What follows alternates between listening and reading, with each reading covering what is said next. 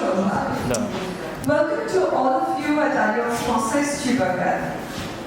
I, Moit Rayhor, Cultural Manager at Alliance Française du Bengal, take this opportunity to introduce the 7th event in Kolkata within the framework of the 4th edition of Bonjour India, the Universe Rights, presented by the Embassy of France in India, the French Institute in India, Alliance Française du Bengal, in association with Prabha Khaitan Foundation.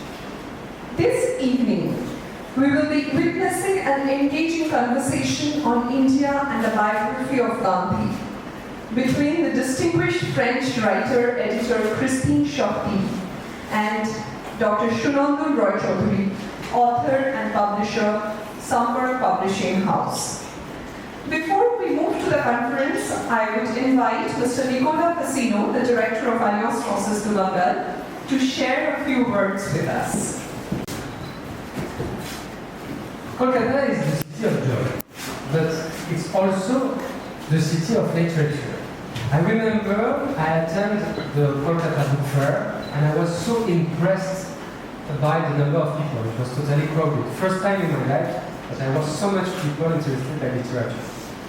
France and India enjoy a robust partnership at the core of which lie the people-to-people relation nurtured for decades through collaborations and exchanges.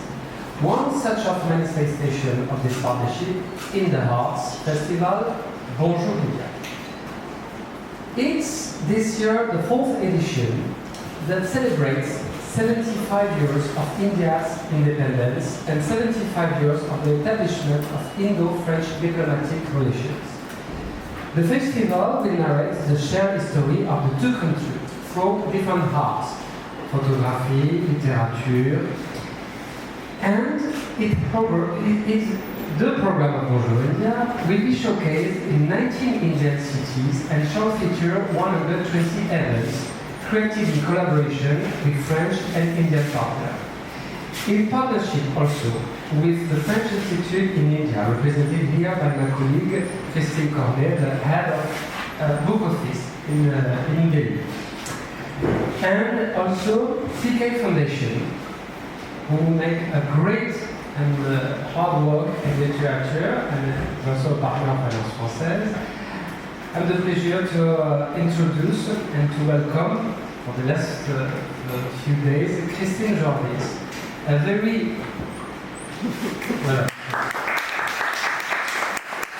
eminent writer, translators, and I was totally surprised, not so much in fact, by the interest of Indian students yesterday and this morning for your life, dear Christine, because you share so inspiring conversation for them.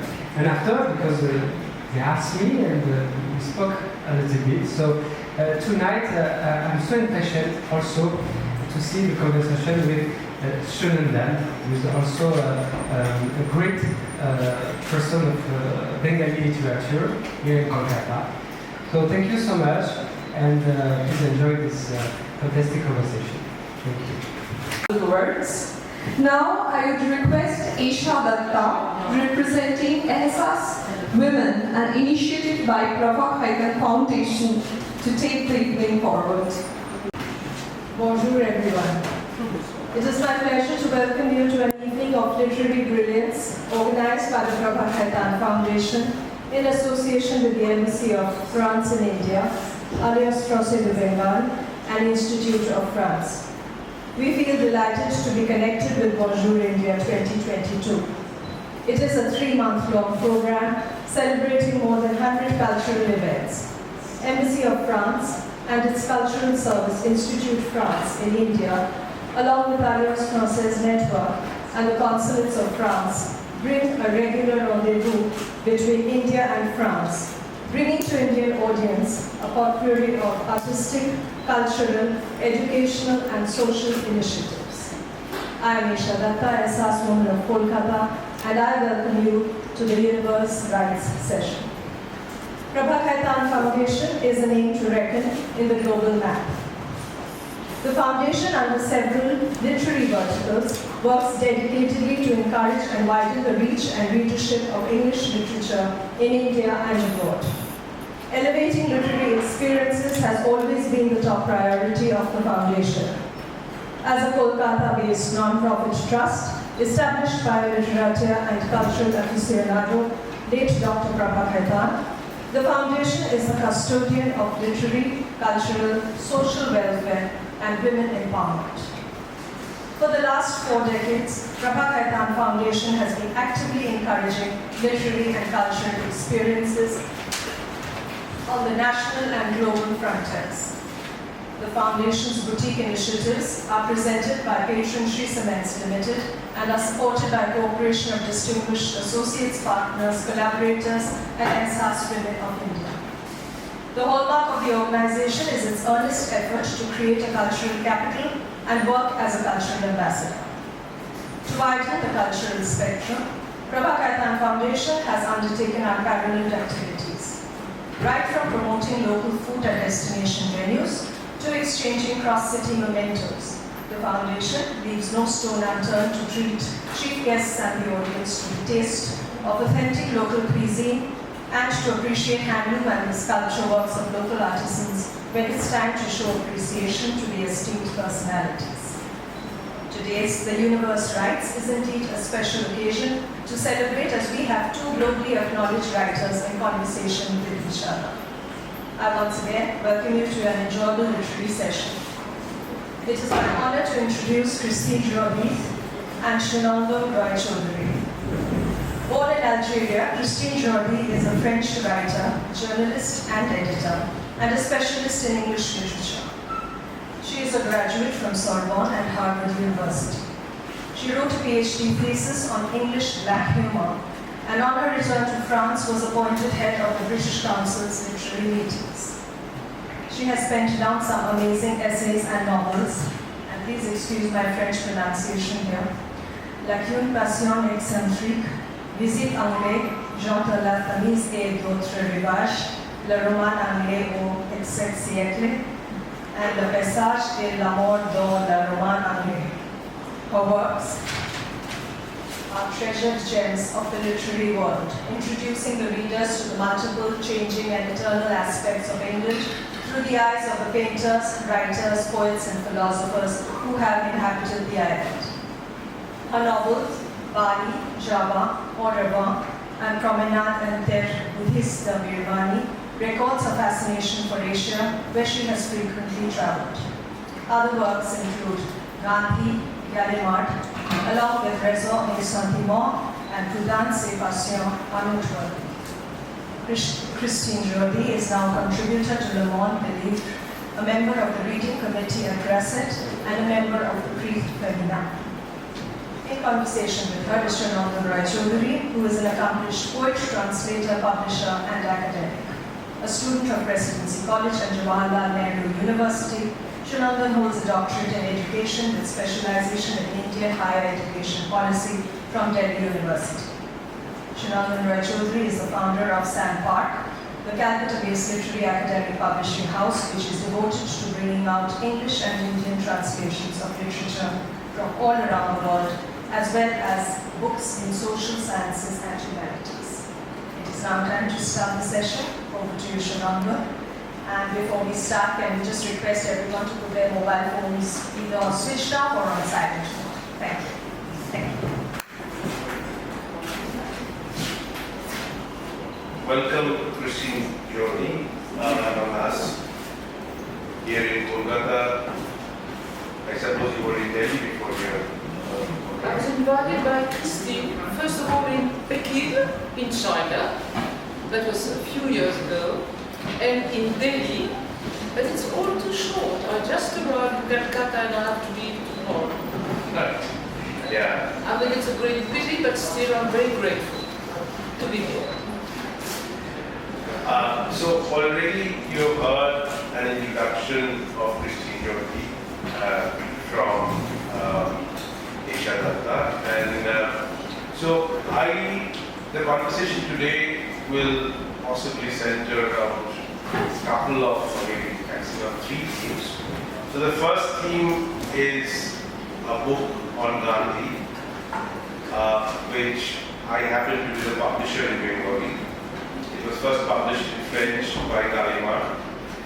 And those of you who know France, I should show the Bengali book to all of you, and it's also for those of you who would like to buy it out there for sale also. So, as a publishing house, it's just an aside that we have published 3 biographies from Gallimard. One is Gandhi, the other is Che Guevara, the other is Freud. So there is possibly not much link between all of them, but I'm really happy to be in conversation with Jordis. So 2-3 themes. One is about Gandhi, the other is about Christian Jordis has spent a large chunk of her professional life as a scholar of English literature, and also someone who worked with Gallimard, which is the preeminent French publishing house, in choosing which English novels or poetry or other things to be published in French.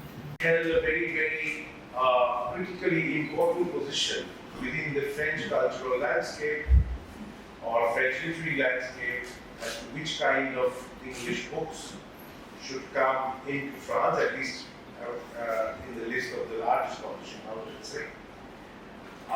So that we will come to the second part of our conversation. The first part is, of course, Gandhi. So my first question is, why did you feel that you should write a biography of Gandhi? That's very complicated because I have always, first of all, I start from my love for India and for Asia, generally speaking. As I said, sorry to repeat myself this morning, but I hate traveling. I'm terribly frightened. So for a long time, I didn't move from France. But then my brother, dear brother, worked in Jakarta in Indonesia. And I went to Indonesia. And this part of India, this part of Asia, I liked so much, I thought I was recognizing it, not discovering a new country, but knowing something deep inside myself. And since then, I've always come back to India, and I'm invited to India, but also to various countries. I went to Cambodia, I went to South Korea, to Japan, and I went also to Burma and wrote a book on Burma, and especially attracted to Buddhism, Hinduism. There is, on my part, a spiritual quest that is not entirely satisfied by the atmosphere in France. As you know, France has become a very laïc, we say, which means that it's almost utterly deprived now. I wouldn't say religion, because religion, after all, is something narrow with rules, but spirituality, generally speaking. And I was, through my books, trying to go further inside myself in a spiritual way. And Asia, especially India, permitted that. So then I was offered by Folio Biography at Gallimard, where I work. When I was offered to write a biography, of course, I had the audacity to think of Gandhi. And I thought afterwards that I must be mad. I went to the British Museum, British Library, and I discovered that there were something like 5,000 books in every language. In English I could read. So I started to read about Gandhi, and I thought the only thing I could do was not to add something new, because you can't add anything new on a personality like that. But I could try and understand him from the inside and give my own perspective on Gandhi, which I did. So I worked something for 3 years. I read. I didn't go to the movie, I didn't watch television at night. I wanted to be totally inhabited by Gandhi and his work. Unfortunately, my quotations here are in French, because I was writing in French. But still, it became part of me. I'm married. Well, he's not here because he's a bit fed up with listening to me. But we were three. There was Gandhi, my husband, and myself. And fortunately, he began to love Gandhi and to know him. And he has a sense of humor, so everything was all right. I could write my biography, and I'm very, very grateful to this man. Very grateful. Because of course I have doubts, like anyone, but maybe I especially, and with Gandhi especially. And in a way, the fact that it should be translated in Bengali, which I knew only a few months ago, even a few weeks ago, it coincided with my trip to India, and it made my work legitimate, since someone like him found it all right to translate my book into Bengali. It proved that after all, it was a book that is honest, and in a way interesting, and in a way personal, and in a way historical as well. So, you know, for me there's no other proof of success, no greater proof of success as being translated into Bengali and published by this publisher next to me, whom I meet for the first time tonight, but not for the last, I hope. Well, I mean, we will talk about the reception of the book in Bengal or in Calcutta. We have some understanding of the reception, but that we could come later on. As I was seeing the book this morning, one of the themes that you talk about is an idea of sacrifice in Gandhi. But even before that, there is another particular area which many of us, maybe here also in the audience, would be interested. And you were also telling about the lack of spiritual atmosphere, let's say, within the larger French society. Now, Gandhi, when he was in London, we discussed this, I think there's one chapter, he got involved in the movement for vegetarianism, with the vegetarians of the people who were involved in that movement. Now, in the last 20-25 years, somehow, one has seen as a non-European observer of Europe, that Europeans have tended to go more towards vegetarianism, as there is a kind of a trend, so to say. Yeah, that's true. So when you say, would you see Gandhi as, giving some kind of spiritual message to today's modern European world? This is a very optimistic view which I would like to share, but maybe I'm not quite objective, as in France I'm submitted to various ideologies. One of them nowadays, is about animals. We are friends, not only friends, but the same family. We are animals ourselves. And it is getting into a kind of religion. And there may be spirituality. I can't, say, be too negative. I remember an English poet whom I admire a lot, was called Catherine Ray. And she saw in the New Age and all these movements some renewal of spirituality in the Occident. Well, myself, I'm not sure. Because when you listen to all these young people wanting to be brothers with animals, Gandhi is there, certainly, but it's not in the same perspective. It's not as wide as all that, It's not to consider everything that is alive as sacred. I can't see what I call spirituality in that movement. But in a way, maybe I'm wrong. Maybe I'm wrong. I wrote a book on William Blake, and he was saying that everything that's alive is sacred. That was also Gandhi, except that Blake lived before Gandhi. And this is the thing I try to believe myself. But I wonder whether all these young people whom I like, I know they are looking for something. They have not really found it. They go for environment, ecology, animals, and so on. So there's a quest. That's true. But is it a renewal of spirituality? I'm not sure about that. It's a form of spirituality, let's say. It's not my ideal, though, Yeah. Never mind. But you see, in Indian understanding of India's freedom struggle and our recent modern history of coming out of colonialism, the anti-imperial struggles that the founding fathers of this nation led, Gandhi stands out in many of our views that he brought the personal and political together. Yes. We always hear personal and political now. It's pretty fashionable to use these two, concepts together.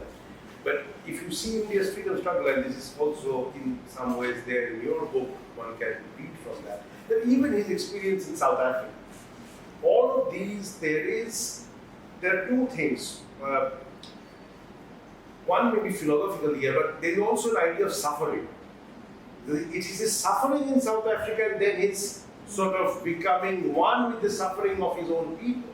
And that you capture quite well, whatever in the book, as I was mentioning this before, the book is quite a short book compared to large tome therapy. And within that you have captured that essence of. So how do you see suffering, for example, in Gandhi or in general in philosophical terms? What an interesting question, and what a difficult one.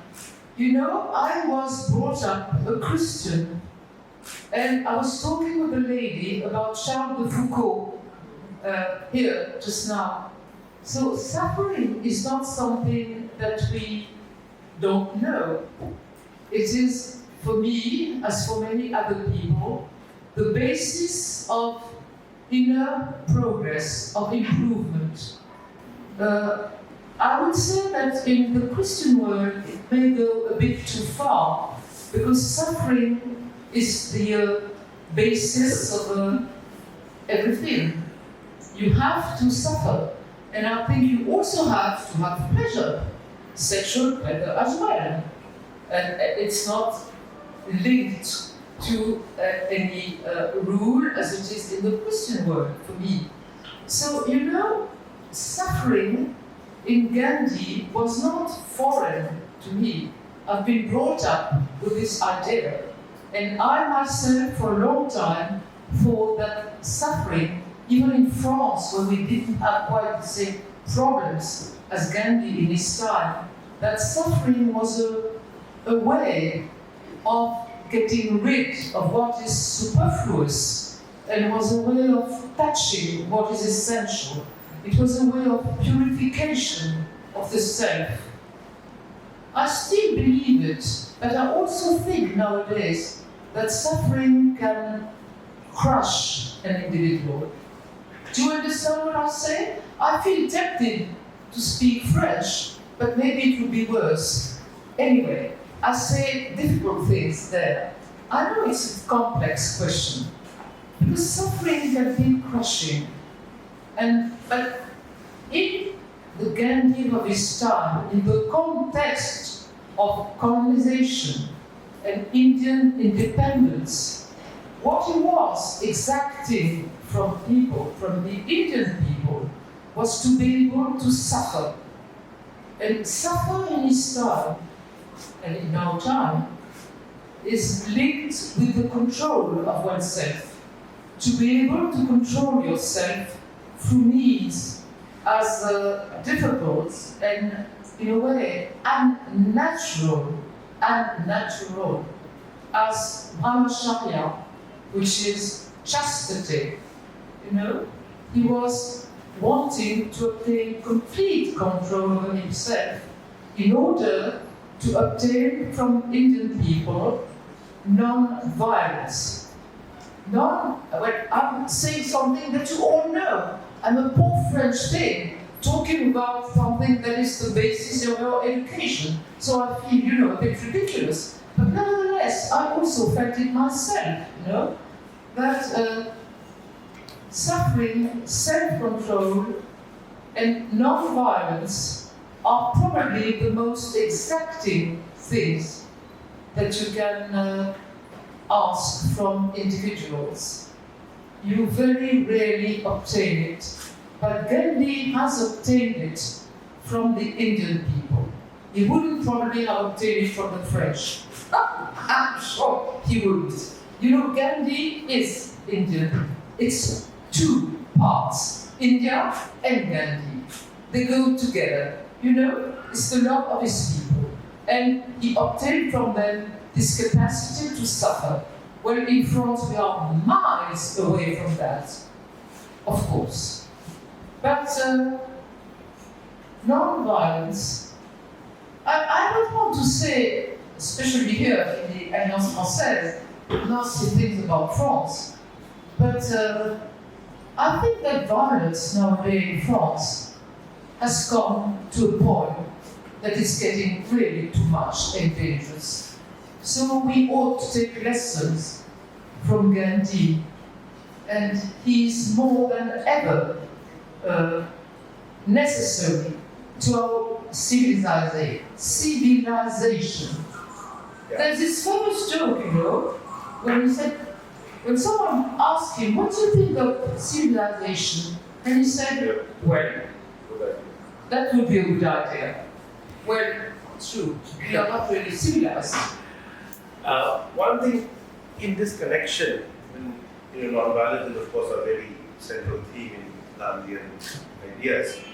But you mentioned in your book that Gandhi also throws up the idea, or the practice, of alternate modernity. That how could modernity be conceived in a different way? How could we conceive maybe civilization, let's say, in a different way? So one aspect, again, we talked about vegetarianism and about issues of our love towards animals and so on. Environment, not only animals but environment as a whole.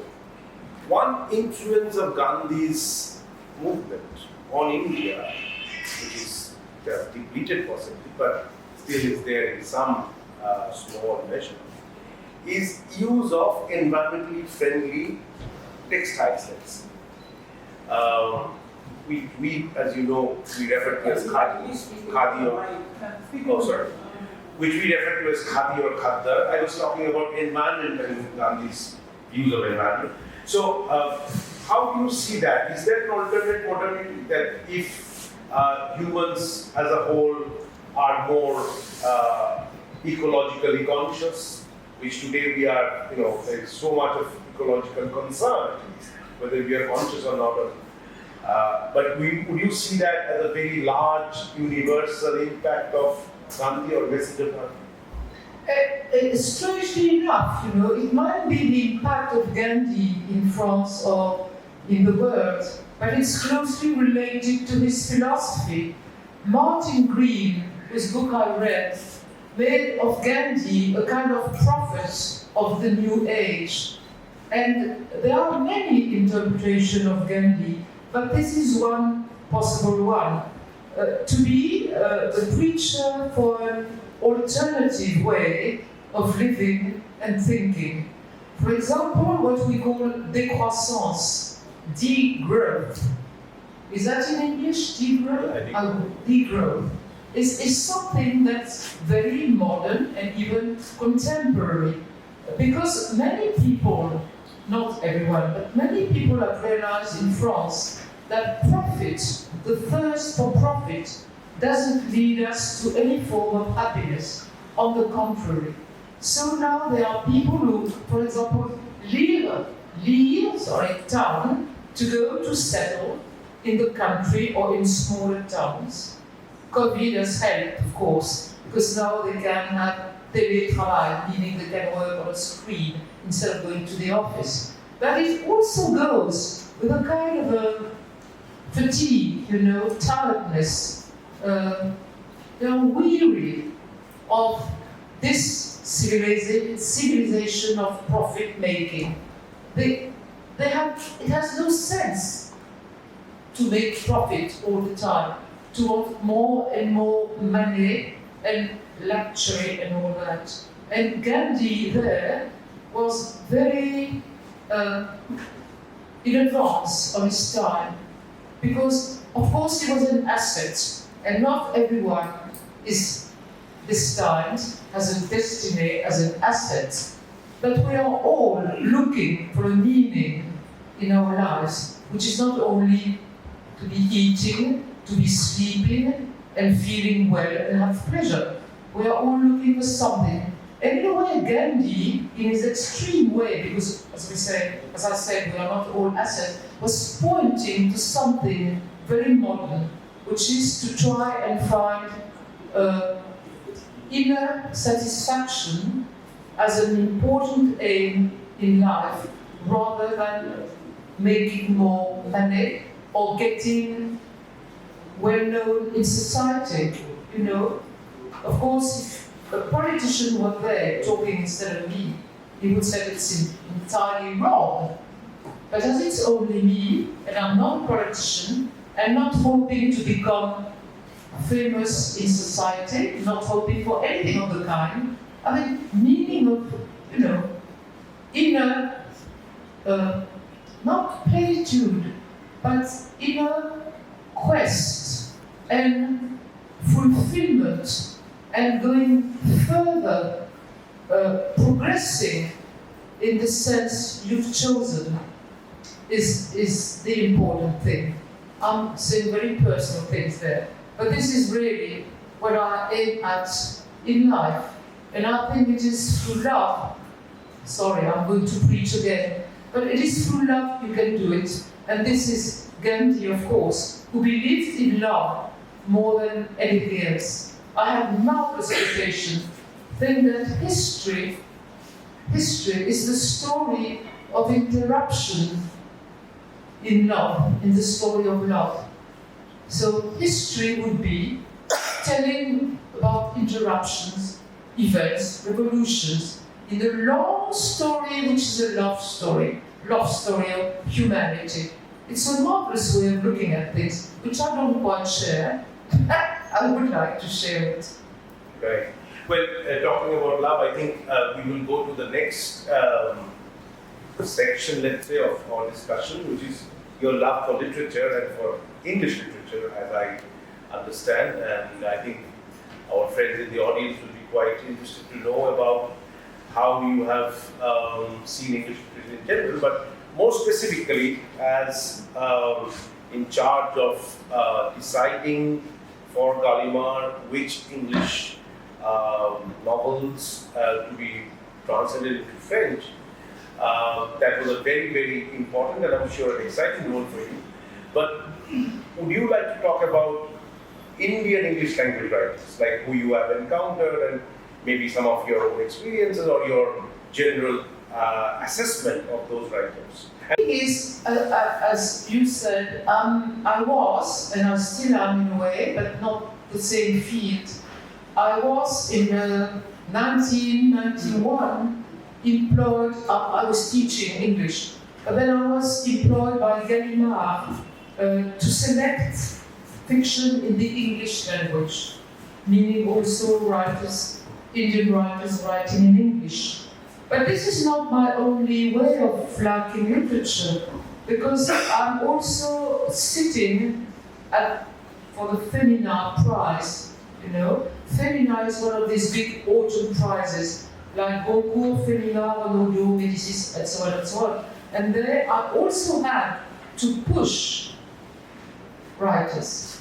So when I say apply, not only for Gallimard, where I was editor, but also for other publishing houses, like Le Seuil, because I was very friendly with the editor at Le Seuil, and for Femina, where I also promoted in a way, or backed Indian writers. Well, the first one, I don't know when it was. I was in Frankfurt at the book fair, and I was given to read 90 pages. 90 pages. I read 90 pages and thought they were remarkable, slightly complicated. So I asked the agent, who was Andrew Wiley, called the Shark, because he's a very, very, well, astute, intelligent, hard man. I asked him to wait till the book was finished. When the book was finished, we bought it. And this was by Arundhati Roy, The Girl of Small Things. Have you heard about her? Yes, you have. Look, everyone is true and heard about her. Well, I saw her at Frankfurt. We bought the book. That was one of my first discoveries. I was the first to. I had readers. Let's be modest and honest. I had readers, and they liked the book as much as I did, and they found it quite extraordinary. So we bought the book from Andrew Wiley and invited Arundhati, whom I had met in Frankfurt. I found her so beautiful. I was absolutely flabbergasted.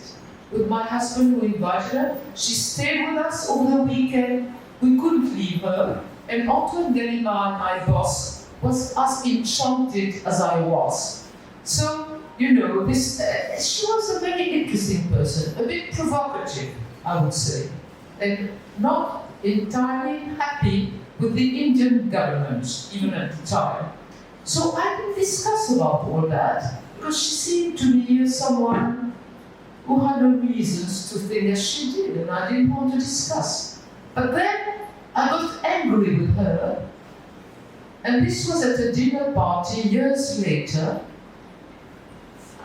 I had been talking with Rana Dasgupta, another Indian whom I chose to translate into French, and he told me nasty things, you know, about her reception in India, that in India she made some governmental people uneasy. All right. And then the worst was, when I was at this dinner party, invited by Antoine Gallimard, as she was, she began to say that Gandhi was a racist. And then I felt a kind of flood of anger, and we really fought, and she told me, I'm going to send you my book proving that Gandhi was a racist. I got the book. I didn't agree with the quotations. I thought that they were not real Gandhi quotations. I asked her about her sources, and she said, what do you think? Of course my sources are absolutely right. If not in India, they would accept my books. So there we stand, you know. I don't know whether she would forgive me to have contradicted her, but in a way, this is my story with one Indian writer. I was totally in love with her for a while, and then because of Gandhi, we separated, because of Gandhi. The other one was Rana Dasgupta, was a highly intelligent man. Another one was Amitabh Ghosh, who is a highly intelligent man as well. But I read many, many authors. The most recent one, I have her with me, in a way. I met at the book fair in Paris. The Delhi World Book Fair is Anuradha Roy. And I was very moved because she read my book on Bali, Java, Madrid, which I wrote after Indonesia. And she changed her life in a way with that. She went to Bali with my book, and she was so enchanted that she goes there every year. And you know, I was very glad to think that the book could have that influence, so it's only a travel book after all.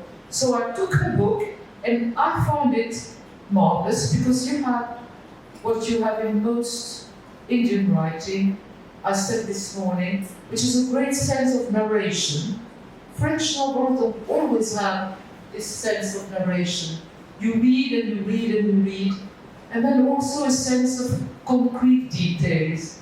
You have the other one that I talked with, I think it was 2008, when I was in Delhi, was Gitanjali Shri. Gitanjali Shri. Yeah. I read her book, which was, Christine, what was it, her book? Anyway, a book that is translated into French and English. In fact, Gitanjali Shri is one of her novels. It also shortlisted for the Man Booker. That's great. This is the last one. But When you see what is the destiny of a woman inside marriage? You got the book of rights. Yes. Yeah. Well, I found it extremely good because, with details, no analysis, no comment, but just details, very well observed. She gives a sense of what it is to be a married woman and always to be, in a way, self-sacrificing because society imposes it on you. I'm one for analysis because in my books I always analyze. This is the French way of doing things. But she does it through concrete details, and so does Anuranda Roy.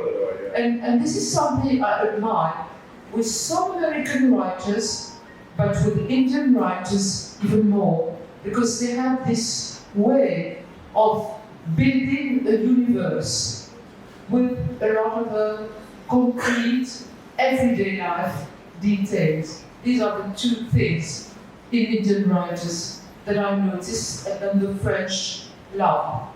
Right. I think that we will stop our conversation, at least from my side right now, and open it up to the audience. I'm sure some of you will have questions. I would only request that, like Christine Jordis' book, it should be short questions. Don't ask a very long and rambling question. So, any one of you, questions for her, please. Your estimation of the use of suffering, or on the contrary, anything, please do ask. Do question what I said, whether you agree or don't agree. Presentation, I enjoyed listening to you. I think, the whole Gandhi issue is, you have to see it in the political context of today, and in relation to the fact that Ambedkar, who is the father of the Indian Constitution, and someone remarkable really, has been kind of ignored. And Gandhi has got a lot of the limelight. And basically today, just like Black Lives Matter in the US, here you have a lot of Dalit activists who have decided that Ambedkar should be more known and famous. And there has been a rivalry between Ambedkar and Gandhi. I know. And a lot of the times Gandhi was a little bit dismissive of Ambedkar. Really, was he? And he was also, he did a lot of blackmail. So every time, he would say, I'll start a hunger fast. And Ambedkar writes in it, said, oh, I didn't want Gandhi's death on, and so he gave up a few times because, so this is, I think it has to be really seen as in this broader political thing. And yes, Gandhi, as we all know, influenced Nelson Mandela, Martin Luther King, but it is true that in the beginning, when he was fighting for the rights of Indians in South Africa, he wasn't really fighting for the rights of the Africans. And so this is why there has been. But I think Gandhi evolved, and I don't think you can call him racist by the end of his life. I think he started off like that, but there is room for negotiation. I also, as soon as I was here, was it in Delhi? No, it was here, yesterday. Some students said that. What about Ambedkar? They were more for Ambedkar, I don't pronounce it well, never mind, than for Gandhi. Because they think that the system of caste, you say that? Caste, which Gandhi followed, but in a religious sense, not that he respected in a social or political sense the caste system. It was only religious in his mind. But the student, and he really did as much as he could for the Dalit untouchables. He really did. He starved almost to death for them. But these students hold that Ambedkar, with his idea of more violence and, in a way, of a revolution in society, would have obtained what Gandhi didn't with non-violence, since you still have a great difference, I heard that from the French ambassador, a great difference in Indian society between people who are oppressed and despised, the untouchable, and others. It persists. And poor Gandhi is accused of that. Well, in my mind, I don't know, I'm not Indian, I'm not living in society, but mental attitudes are the longest thing to conquer and to change. Even revolution don't do that. And they cause great suffering, great injustice. French Revolution for me is linked. I know that some historians would not accept that, but it is linked with terror, They killed many people, there were massacres, so I'm against revolution. I can't follow Ambedkar. I know that Gandhi didn't obtain that Dalit should be treated the same way. But as I said, what can change mental attitudes? I don't know. It's the most difficult thing. May I just once? Yes, please. So go ahead. I don't think really that Ambedkar ever preached violence. Ambedkar was all about law. Yeah. This is why the Constitution, women have equal rights, Dalits have equal rights. And it was because Ambedkar wrote that Constitution that Dalits were allowed in temples, but not everywhere, still today. But legally speaking, they should be allowed into temples. And because he was himself a Dalit, he could understand the kind of discrimination that Dalits face, which Gandhi never did. So Gandhi was very patronizing. He called the Dalits Harijan, the children of Hari. But he really never wanted to shake the caste system. He said everybody should be treated with respect and equally. But Ambedkar said, if we remain within the system, we will always be hierarchized. And see, today, the government, a lot of groups want something called Dharwapsi, where Christians and Muslims can be reconverted into Hinduism. Into what? Into Hinduism. But the big question is, which caste? The reason why we converted out was because of the caste system. So this is, so I can kind of understand both you and Arundhati Roy here, but I just wanted to defend her position in relation to, what is happening politically today. The caste system is a religious thing in India, isn't it? Completely. And Gandhi was, of course, linked to religion. I think of my great friend, though she was much older, she's dead now, Kathleen Ray, and she was for the caste system, and I was horrified. She was for the caste system, and I said that the ambassador was horrified too the other day, because I think that democracy, no caste, that's different social classes. Everyone has to define himself. We have to fight in order to find an identity. And this creates jealousy and hatred. Mind you, I am for democracy and I am for equality of rights. I don't think there's equality at birth because some are intelligent, others aren't, and so on and so on. But equality of rights, I believe in. But I do think that living in the democracy is also very exacting on people. And in the caste system, I would never defend, of course, people being untouchable. But in a caste system, you know where you stand. It might be horrible to go from birth to death in the same kind of path. It might be also reassuring. I mean, to have to define yourself, to find your identity, is difficult. So, I think that Gandhi had his point there. Fighting the lowest caste, or the lowest caste, but wanting to preserve this kind of order. Order. We are in great disorder in France at the moment. I mean, I should let Christine talk here, because she has much more to say on the subject than I have. But, you know, I won't be for the caste system, never, no. But I'm for order. I'm for order. I dislike disorder. I dislike revolution. Maybe it's because of my age, but even when I was young, I thought that the means defined the end. Violent means went to a violent, gave a violent end. Violence was on and on. So, you know, I'm on the side of Gandhi nonetheless. But I think that Christine has something to say, because I'm Not about this topic.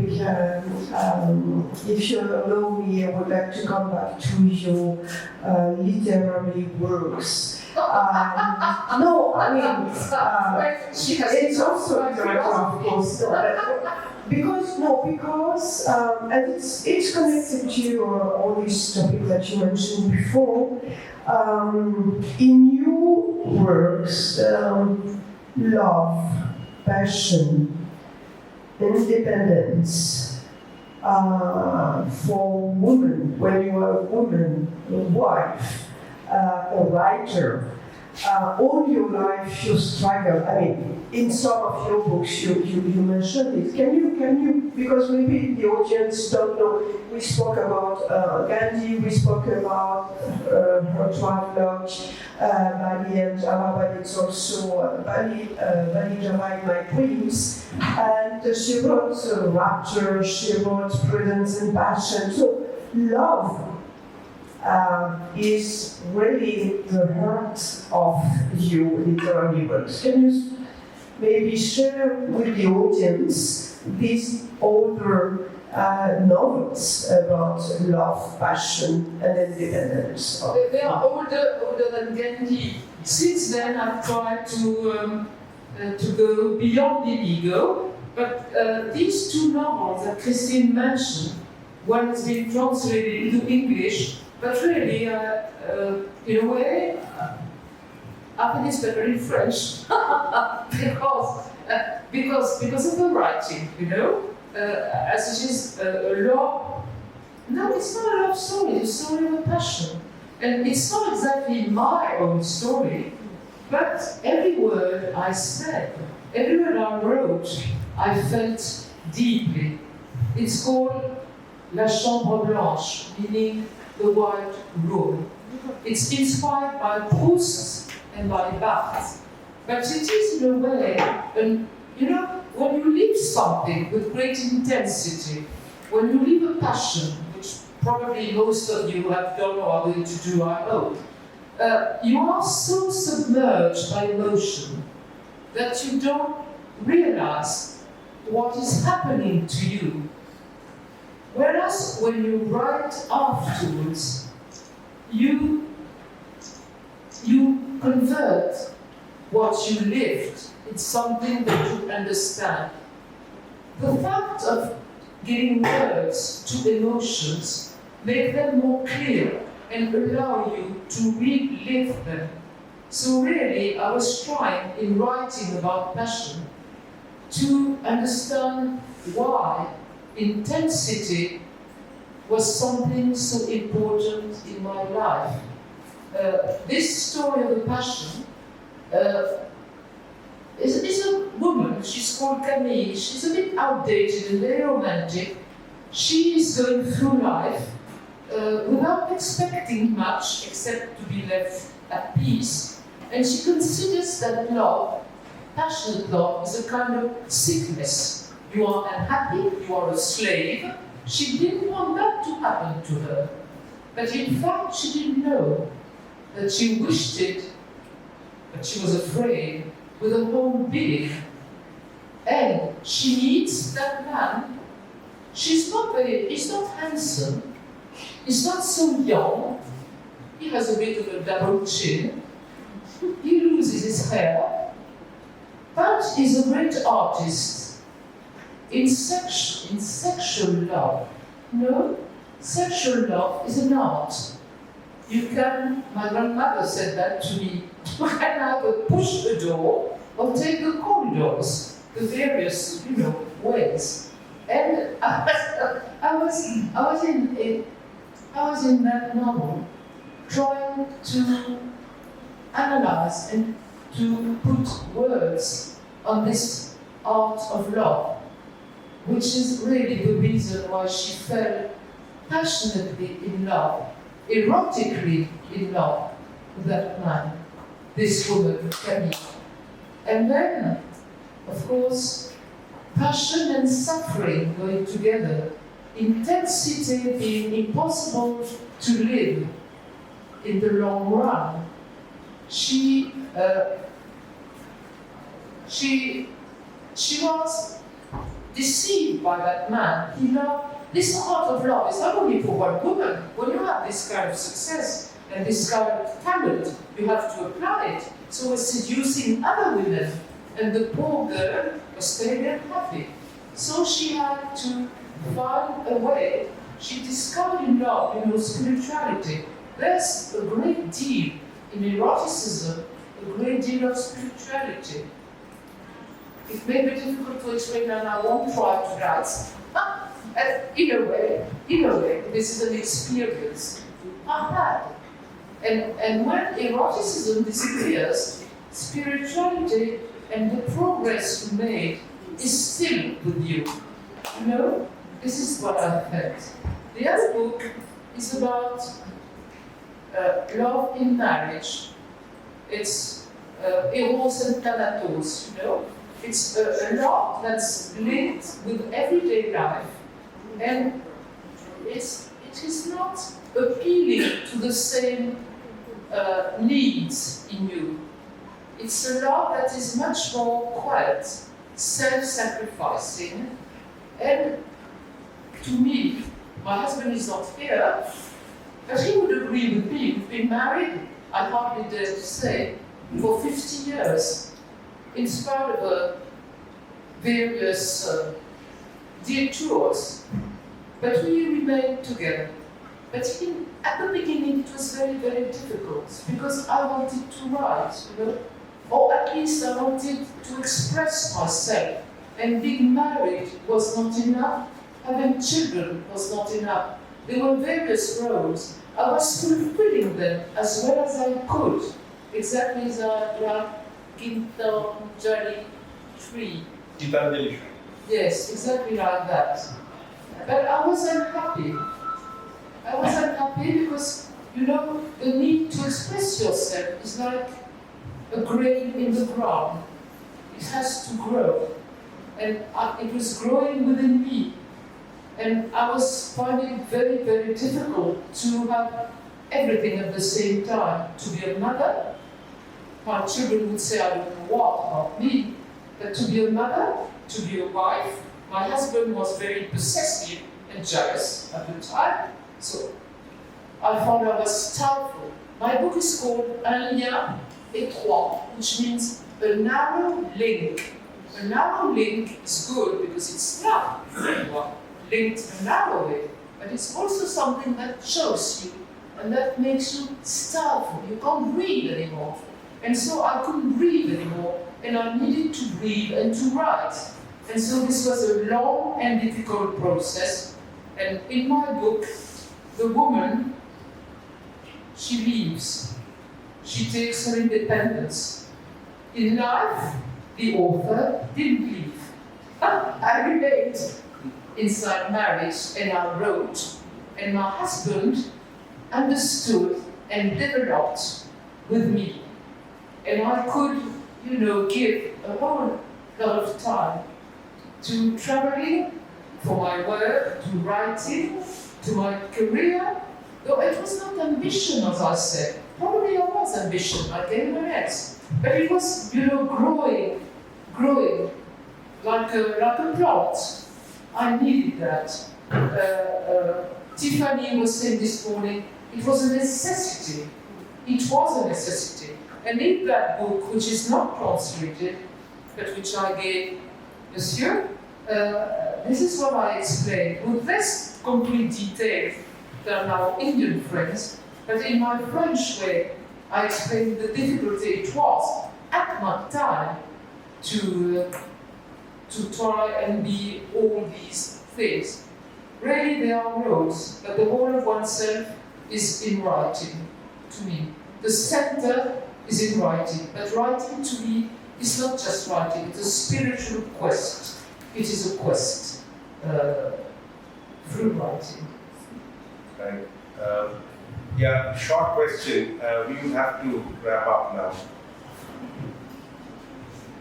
In the Indian religions, there is a quest for immortality, joy, peace, happiness. These are the concepts that man strives for. And the religion teaches them how to go about it. And so also the Bible, I think. But you spoke something, gave a different dimension to it when you said Gandhi was looking for suffering. Gandhi was wanting suffering. So there's some dichotomy over there. I don't think he was wanting suffering for suffering. He thought that in order to gain independence for India, the people, Indian people, should be able to control themselves and be non-violent. Non-violence is not being passive, not submissive. It's to be able to endure and to resist. And I think suffering for Gandhi was that, being able to resist, not suffering for suffering. No one wants that, it would be stupid. He was a highly intelligent man, I think. Suffering is, as you say, we look for pleasure as well.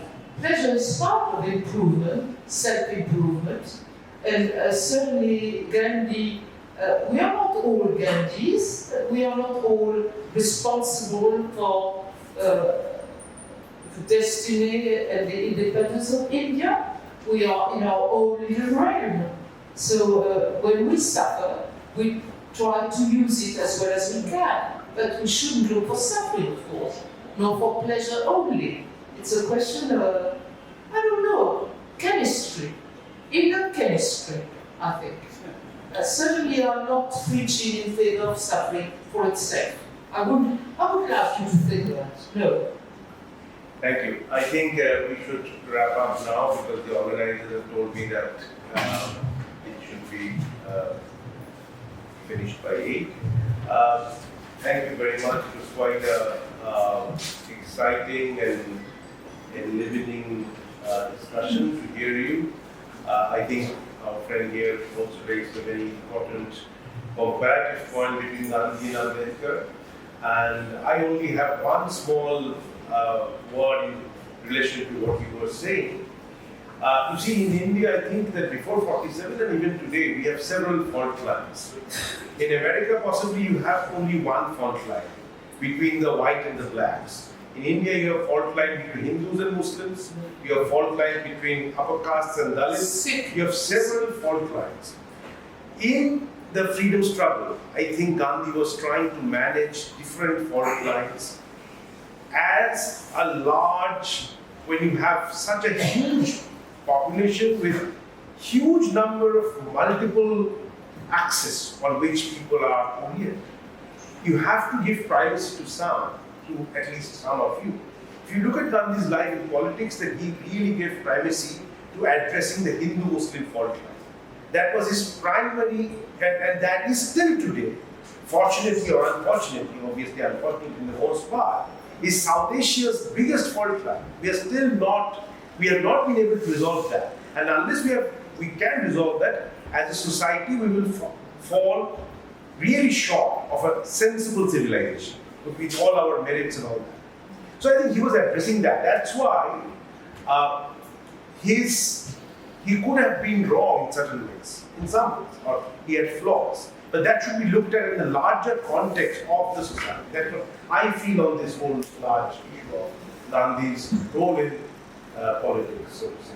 But anyway, I don't want to go on with this. It's a complex subject. Thank you, Christine Jordis, for being with us, for enlightening us. And I'm sure all my friends here will agree that of all the events that we have had in Alliance for Sale or elsewhere in Kolkata, this has been one of the most exciting and enlightening ones in quite a while.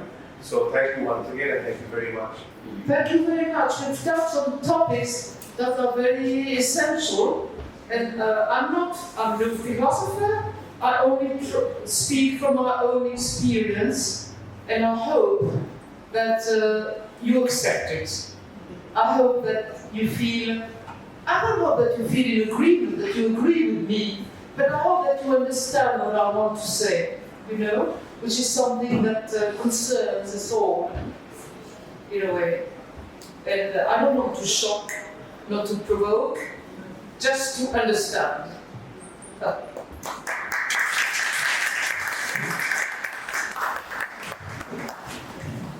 Literature knows no borders, and this was once again proved in today's The Universe Write session organized by Prabha Khaitan Foundation. The rendezvous between two accomplished writers from two different continents kept us riveted. Thank you. On behalf of the Prabha Khaitan Foundation, I extend my heartfelt gratitude to the author Christine Jordis and the conversationalist Srinivas Roy. I would also like to thank our patron Sri Cements Limited, our associate Alliance for Sale Bengal, and our amazing audience who made this session successful and enjoyable. Could I request Ms. Amrita Chatterjee of Prabha Khaitan Foundation to felicitate our guests, author Christine Jordis, Mr. Srinivas Roy, Mr. Nicholas Fassimo, Director of Alliance for Sale Bengal, and Christine Cornet, Head of Book Office, the French Institute in India. And these are the Kantha Uttarios, which are a heritage handloom of Bengal.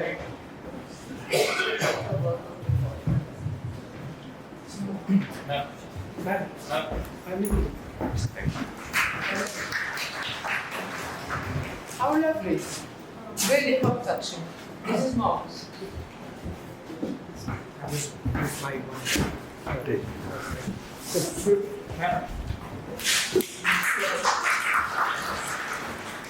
Thank you. Thank you so much. Christine Cornet also paid.